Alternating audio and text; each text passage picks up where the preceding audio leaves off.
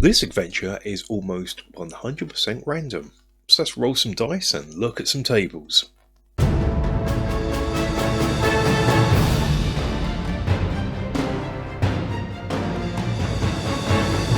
Hello and welcome to the Battle Barrow and another D&D campaign waffle session set in the ever awesome Mystara. We are currently in the Black Eagle Barony in our home city of Port Blacksand. And yes, this is the first Thieves Guild proper adventure. A randomly generated adventure that was generated a few episodes ago. The encounters are all going to be pretty much randomly generated except for a few. So let's get on with the session, Waffle.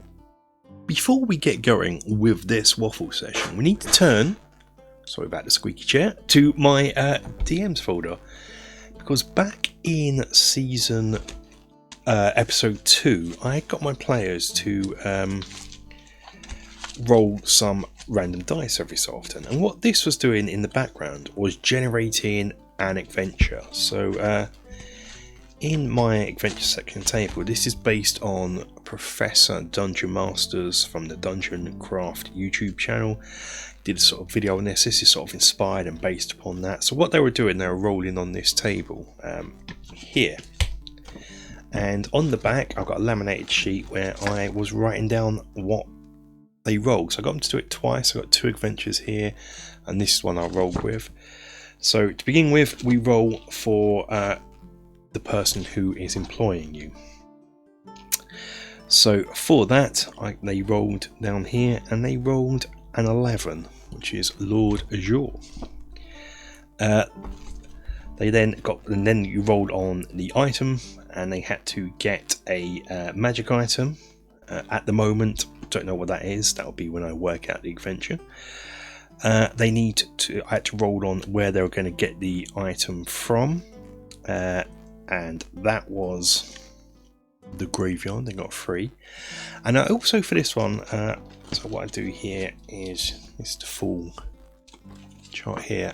You can also roll for an opposition kind of thing. So from there, you get the from there. So here I did the from there, and they rolled a 4, which is House Diago. Now at the time, I made this before the events that unfolded.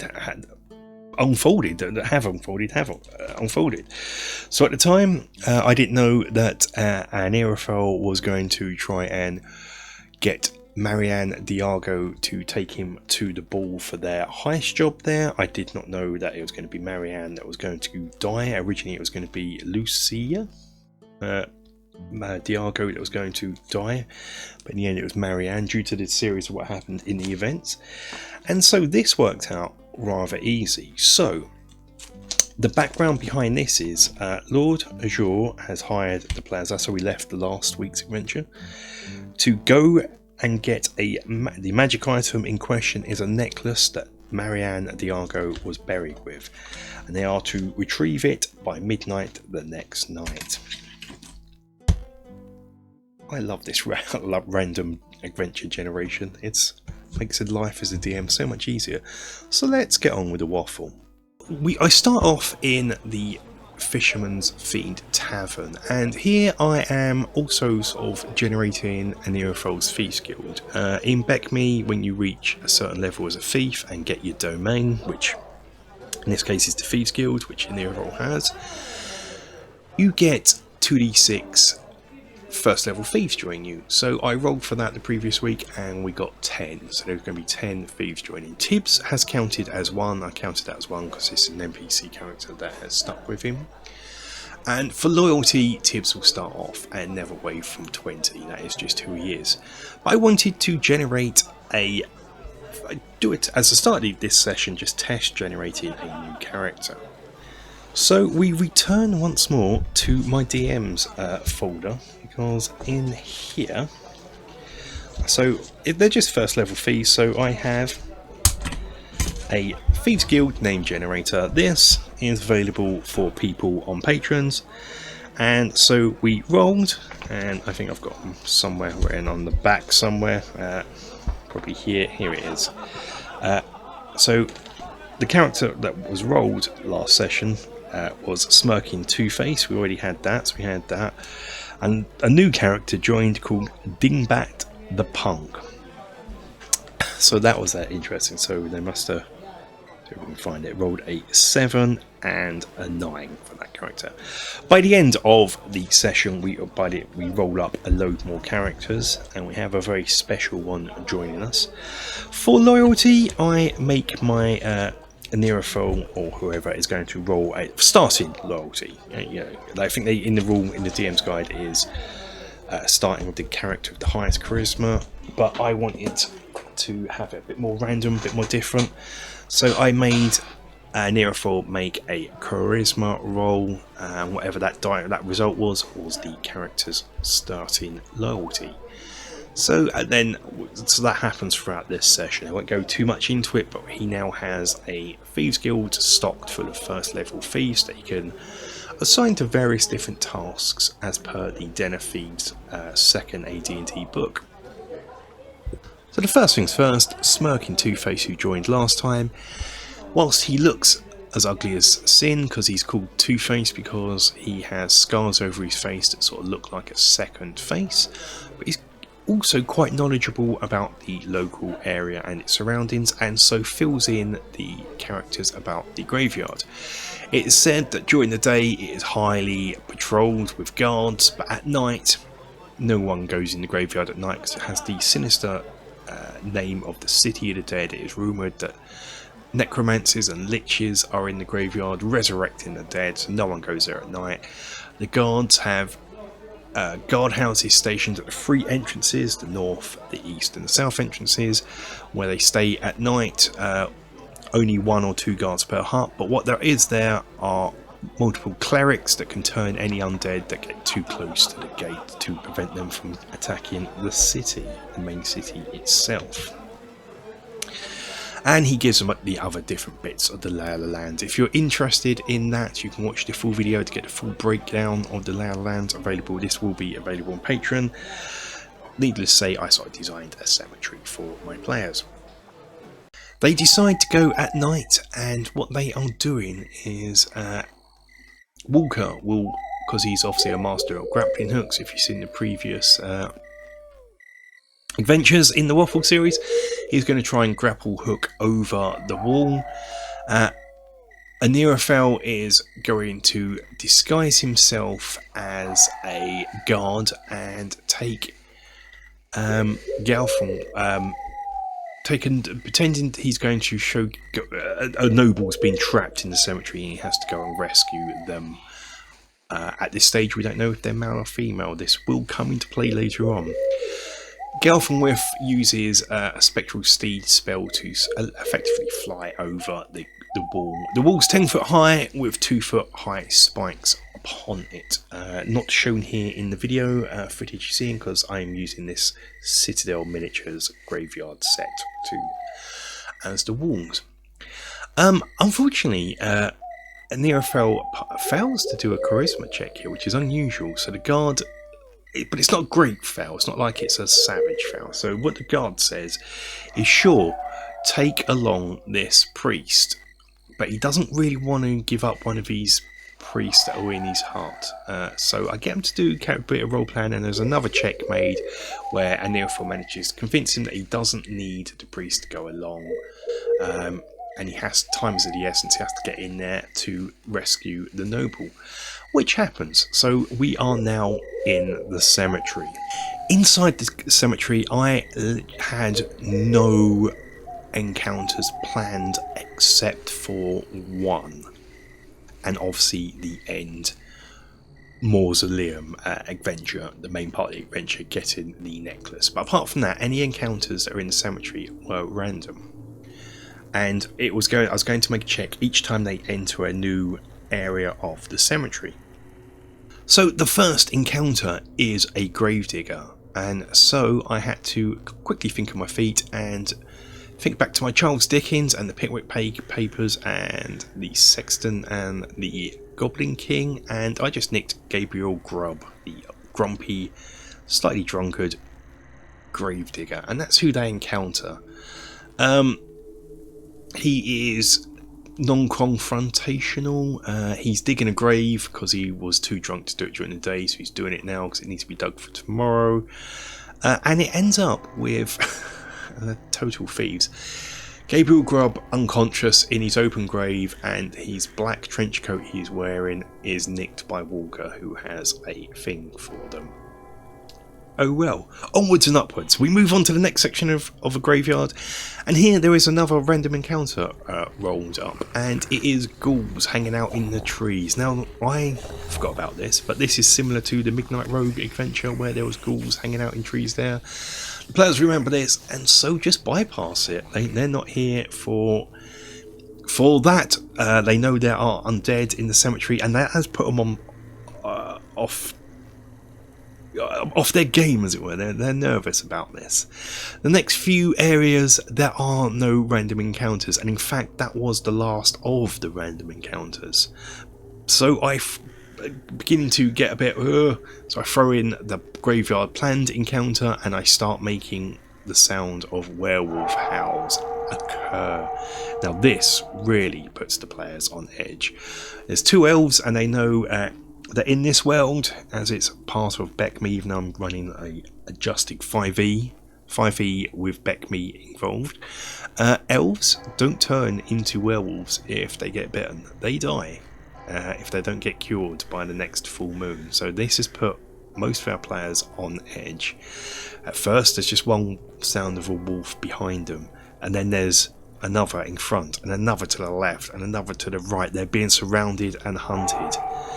And now, at the most nervous point where the players are getting really freaked, the werewolves strike. And of course, at first they're thinking this is a random encounter until one of the werewolf calls out Walker by name. and Walker's like, what? And then this werewolf starts talking about how he's here for revenge of his wife. If you remember back at Christmas, the Night of Blood, when Walker killed a female werewolf in the distance, and the male werewolf who was with her swore revenge. Well, this has come back to haunt him. Now, don't know if you've been paying attention or what, but I have been putting Walker on edge in the previous game, saying he's being stalked. The last session, when he was escorting Simon, I was saying that he kept on thinking there's something behind him. His perception rolls telling him something behind him. It was this werewolf stalking him. But of course that put him off his game when the danger for that session was technically in front of him. And I love the way all these stories are coming together now, and these are effectively unplanned stories. These are the stories of the player, not me. But there is a central narrative, and that's how you should do it, DMs. It's about your players. You create the world, the players create the events. In my opinion. I'm not here to beat Tolkien or George R.R. Martin. The battle commences. It is quick and bloody, and I forgot that I'm also setting Walker up to be like the thief from the video game series Thief Dark Project. I gave him a broadhead arrow, which is effectively, if he can pull off a thing, it one-shots the enemy. And I didn't think about that, and he had it upon him, and guess what he uses, and guess what he succeeds at. And it was my rules, my custom item I put into this world. It is rather expensive to make, so it's not going to be something you use all the time, but he one-shots this big bad thing. Oh, it was fun. The other werewolves found morale and Scarpa, especially after seeing their boss go down. And the werewolf changes back to human form as he dies. Walker goes over to look who's been stalking him, and if you remember that noble that I had from earlier, Sir Clive Hamilton, who Walker had barged into by accident in Port Blacksand, and who built up a rapport with Sir Clive and was invited to his hunting lodge. That is who the werewolf was. That was all planned. Originally I wanted Walker to go up there and become the hunted in the hunting lodge, but that never happened, so I forced it here. But there was I thought that was good. The players seemed to enjoy it, and we move on. There's more to come of this kind of thing.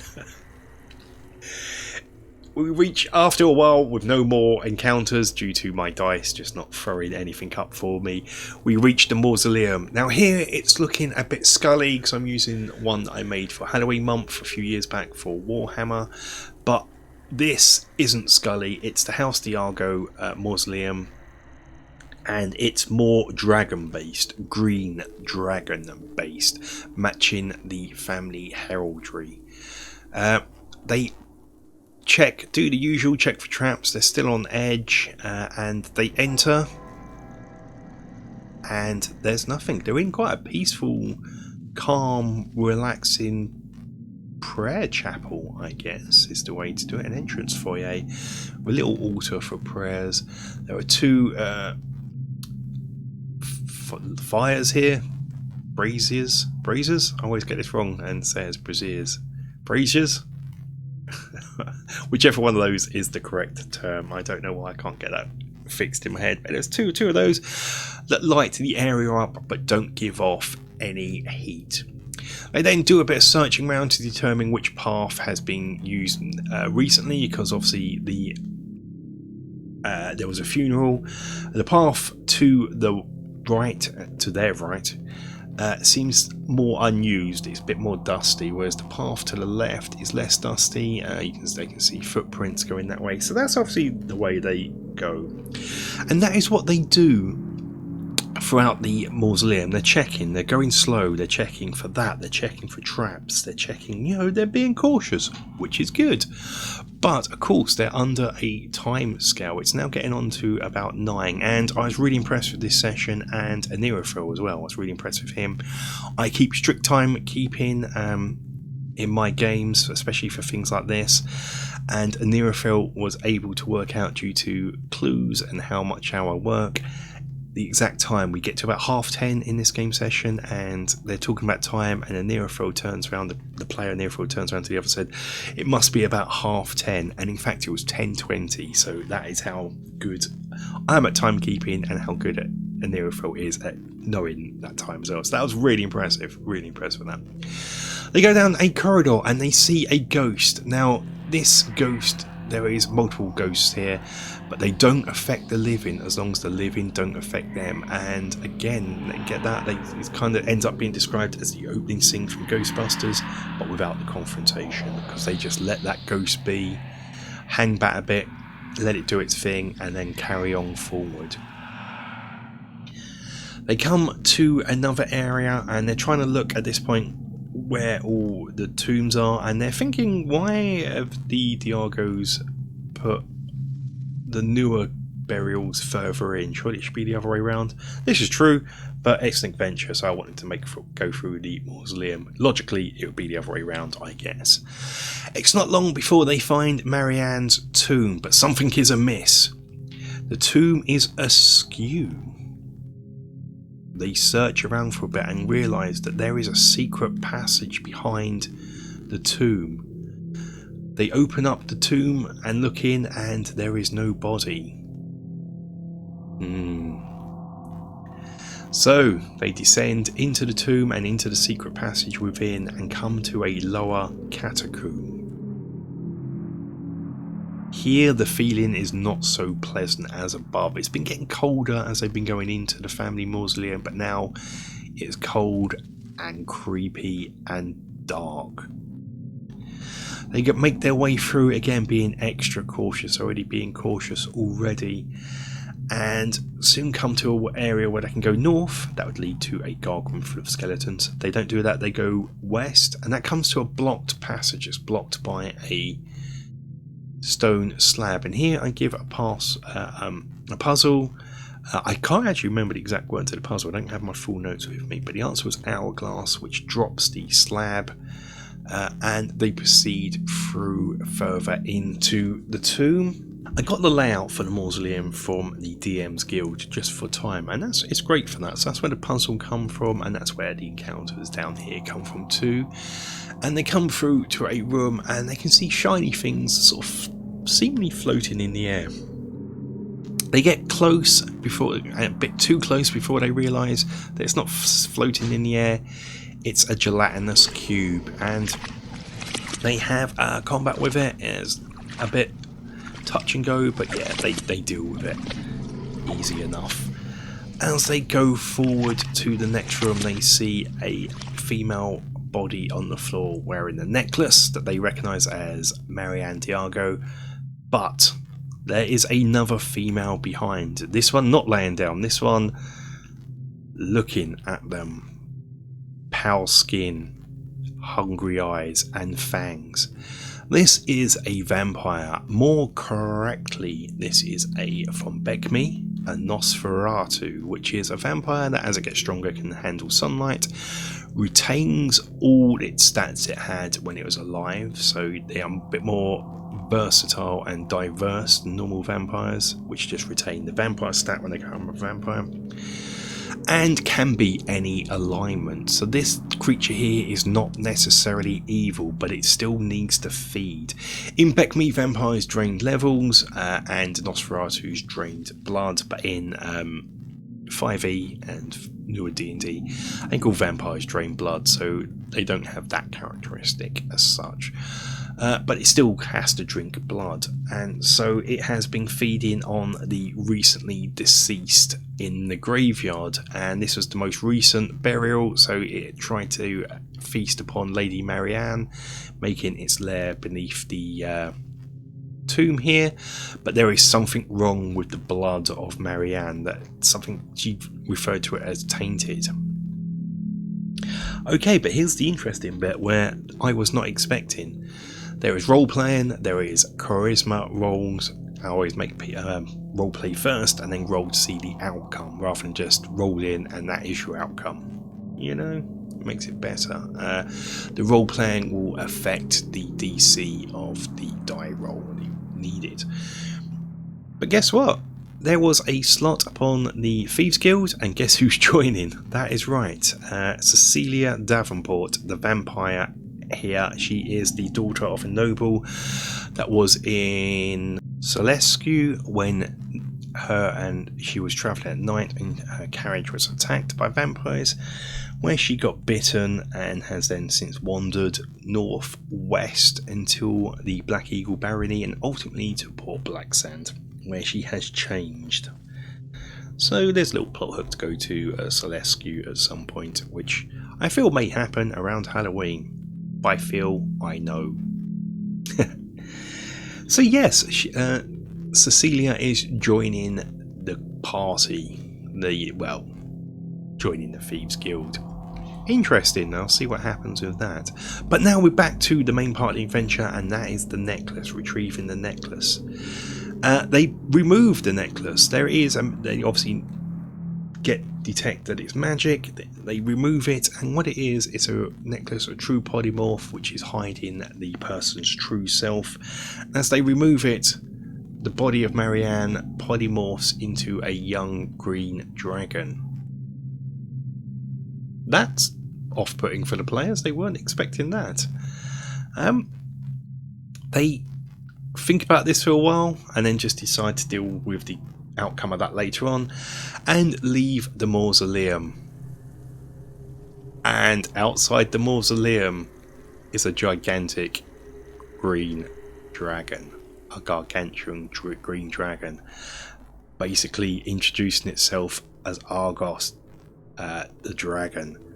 Argos, Diago, dragon, yeah, it's all come together. I stole this from Dan, thanks Dan, who's doing a Mystara campaign.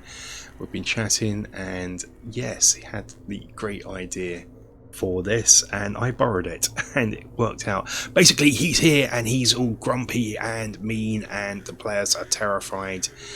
And I'd say, what are you doing here, disturbing my niece's burial? And there is a parley. Luckily, Anirothel and Galfenwith speak Draconic, so they can talk. Walker has no idea what is being said and is just terrified. This is ultimately can kill the party without even thinking about it beast. He then sort of clocks on what's being said and quickly flashes his constable badge and pretty much says, I know this means nothing to you as a dragon, but I am here investigating your niece's death. The dragon turns his attention to him, sniffs him, and guess what? Do you know when they were in the Dimrock Forest and basically killed all those goblin tribes? Those goblin tribes were Argos's goblin tribes. So something else from Walker's past is coming back to bite him in the butt, and the dragon mentions this, and you should see Walker's player's face drop when he realises, like, oh no, not something else. And it's a tense moment that works out well in the end. What's more important to the dragon is that his daughter's killers are caught, and rather than some goblins can be replaced after all. So yes, we end up back at the Thieves Guild with a Nosferatu in tow joining the crew. It's midnight now, more dwarves, thieves have joined the guild. We roll up those names, which I'll probably go over next session, their names, I guess. If anyone's interested, let me know. If you want to know what the names are, I shall let you know. But they will become more active as the campaign goes on, I guess. They get their reward money from the creepy hooded Lord Azure guy, and that is where we're leaving it for this session. Next session we'll be wrapping up the Vale Society campaign, I think, before we move on to the high seas. Thank you for sitting and listening to me waffle on for this long. Really appreciate it. I hope you enjoy these videos. I find these videos really hard to make, harder than the terrain videos and what have you, but I'm not much of a talker. I know, hard to believe. Anyway, thanks for staying this long. Until the next video, guys, stay safe, take care, bye bye.